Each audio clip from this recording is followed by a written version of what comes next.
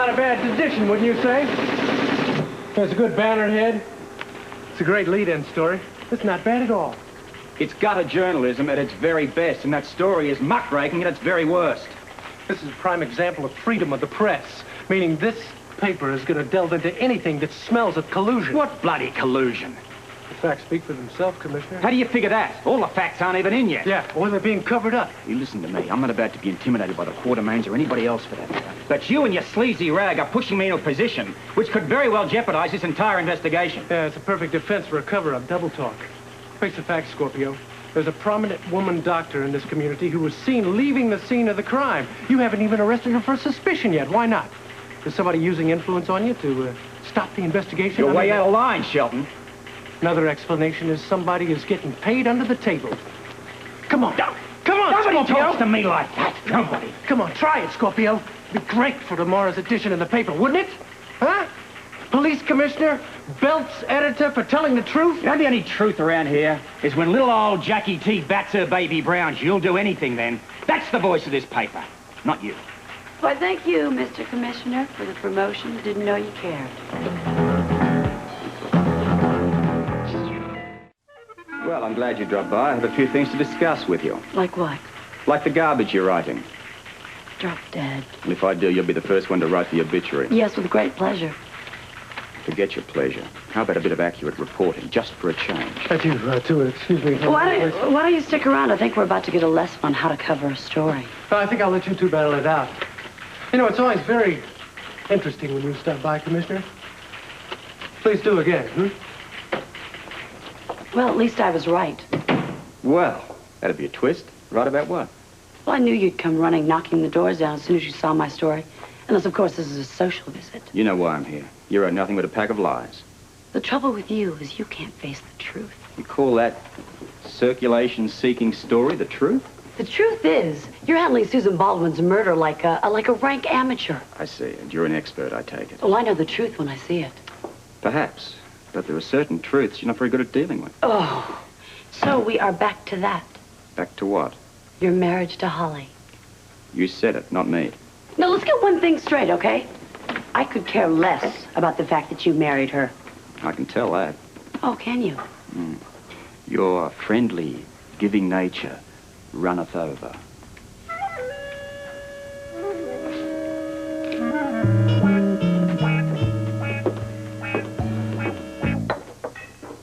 You know what would be wise? I wouldn't know what was wise if it fell over me. Listen. What? In lieu of this article in the newspaper, I think you should call the hospital and tell them you're not coming. Oh, Just make up an Alan. excuse. Alan, that is the most ridiculous thing I've ever heard. There you are, you children. Guilty. Have you seen the morning paper? Stella always leaves it on the hall table, but I can't find it. No, I can't find it either, darling. I'm sure that they probably missed us in delivering our copy this morning. Oh, dear, what a pity. They're usually so reliable. Oh, Edward, you're up. Oh, good. Now we can have breakfast together. I had breakfast hours ago, my dear. I've been out. Yes, we know. Where did you go? All in good time, Alan. But now that we're all gathered together here, I have some very unpleasant news to tell you. Oh, dear. Well, don't beat around the bush, Edward. Just tell us what it is. Well, it seems that we're all going to host a very elaborate surprise party. Surprise? Oh, I love surprises. What kind of a surprise? No, one you're not going to like. A surprise I am certain you are not going to like at all. Frankly, you disappoint me. And I'm sure you're going to tell me why. I sort of thought we were past all of this, but evidently I'm wrong. Past what? Your hostility over my marriage to Holly? Oh, give me a break. Look, Mr. Commissioner, I have a story to write. So, unless, of course, you have some specific charge you'd like to Jackie, call off the vendetta. You're the one that's going to come out of this looking ridiculous, not me. Look, if you're talking about my reporting, I'm going to call the shots as I see them. Where are you getting your facts? I have no comment. You have an informant. Who is it? Haven't you ever heard of a journalist's right to protect their sources? Indeed. I have one for you. What about my right to protect the confidentiality of certain police information? Go ahead, protect it. Don't think I won't. And if it means closing down this sleazy rag and jailing everyone in it for interfering in police business, I'll do just that. Why don't you start right now? What's first? You put on the bright lights in my face, the rubber hose, or do you prefer to start by slapping me around a bit? Oh, dear. If only women could handle breakups as well as men do. Ooh, don't flatter yourself. But you know, when I come to think about it, you always did. Well, look, I've really enjoyed this delightful little chat, but I have work to do. Really, you could have fooled me. Write about the Quartermains all you like. Thank you, I intend to. But save your byline for the society column. You're not ready for the front page yet.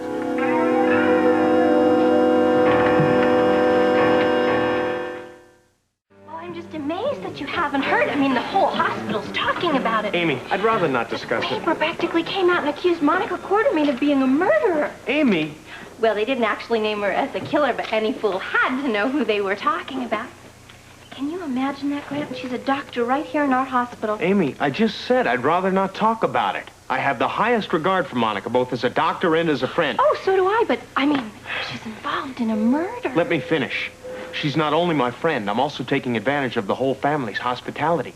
Now, I don't think I should discuss this murder case with anyone. Oh, I understand. You don't even have to say that. And believe me, Grant, you don't have to show any false loyalty towards Monica Quartermain for my behalf. I mean, you know, if you read the paper, the facts speak for themselves, don't they? Not to me, they don't. Excuse me. Damn it, Les, she lives with you and Rick. Doesn't she know the rules about gossip around here? Obviously not, nor the rules about courtesy to a staff member. Well, I think maybe you ought to talk to her. Maybe on a mother-daughter basis, however you wish. Dan, I have talked to her until I am blue in the face. I no longer consider it a family problem. I now consider it a hospital problem. You are the hospital administrator. Dan, you talk to her. You don't mind? I don't mind. I would be grateful. Please, I will just stand here and listen. Amy? Well, hi, I didn't even see you there. Amy, I want to see you in my office as soon as you're relieved. What for? Just consider this an order. In my office, as soon as your relief takes over. Is that clear? Sure, I guess. Don't guess. Do you understand or don't you? In your office. As soon as you can. Boy, did you hear that? I did. What's his problem? I'm sure he'll explain in his office. And it's not his problem, Amy. It's yours.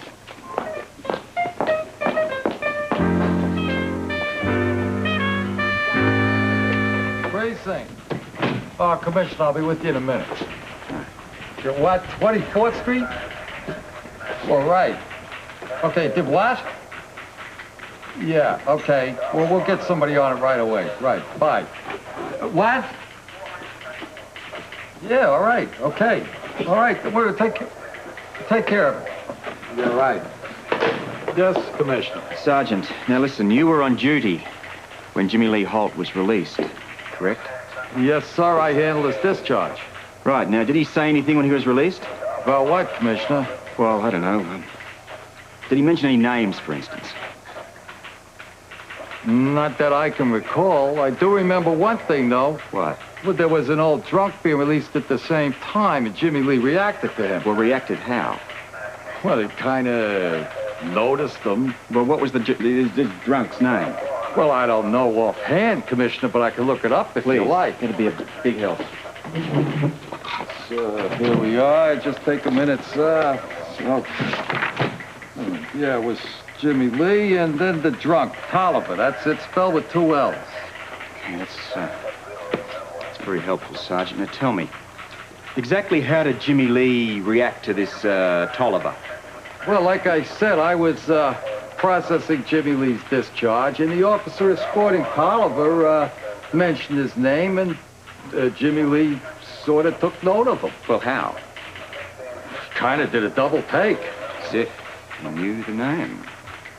No, sir. More as if he was interested in the name, if I make myself clear. Very. Now listen. Try to recall, please, when they were both in your presence being discharged. Did they say anything to each other? No, sir. I'm sure they didn't. Of course, when a prisoner's being released, he usually doesn't waste time hanging around talking. He just wants to get out of there as fast as he can. Of course. But listen, you're quite certain that Jimmy Lee didn't say anything to him? Quite certain, sir. Tolliver didn't say anything to Jimmy Lee? I'm sure he did. But Jimmy Lee was alerted to the name Tolliver. Why? Okay.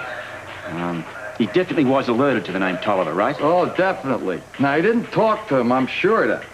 He just stood right where you are now and watched the old man leave. Well, anything else? No, sir. Except for what I told you, it was just a routine discharge of prisoners. Okay, Sergeant. Now, if anything else comes to mind, you be sure and contact me, right? Yes, sir. Incidentally, I'm going over to General Hospital now. I have a few questions to ask about one Jimmy Lee Holt.